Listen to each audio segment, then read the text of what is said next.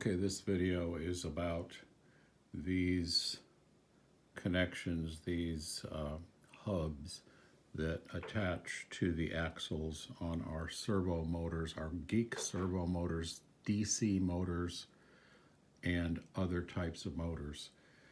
How do we get those? These are 3D printed parts. I made these on the printer. I'll show you the printer we're using. These are the connections. This hub is a round one. I'll put the file for this printer on my Google Drive, and you'll get a link to it in the description of this video. This is the plus hub for these axles. This is the kind of axle we're talking about. This is a little bit smaller. You people who use Lego Technics will know that some of these axles with this tab at the end are a little smaller than these standard axles without the tab, but the files I'm giving you will accommodate either size. Okay, where do we get these? This is the motor we're talking about. These are the Geek servo motors, and they've got this kind of an axle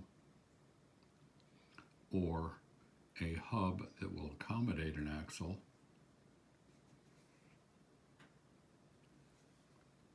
Like that.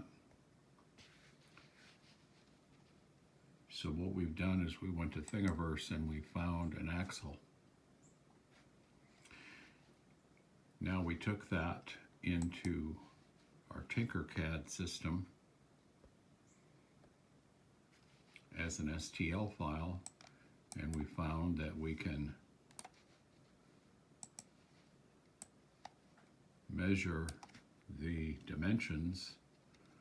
And then what I did was I went to the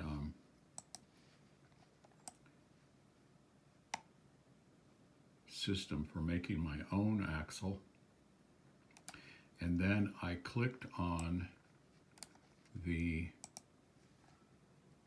it was a solid, I clicked on hole, and that converted it from a solid to a hole, and now we can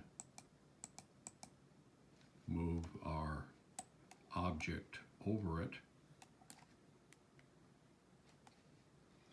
and by clicking on the object and then clicking D,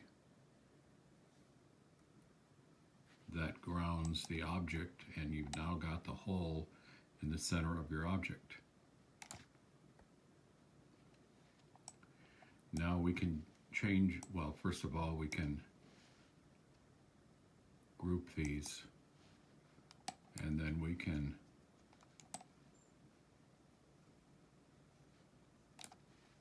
export them right here.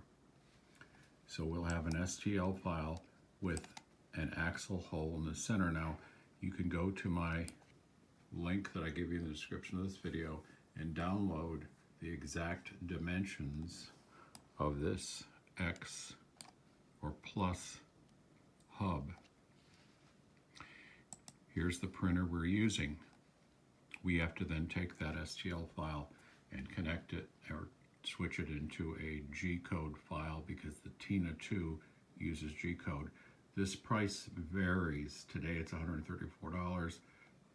It'll be something different tomorrow, but that's approximately what we paid for it.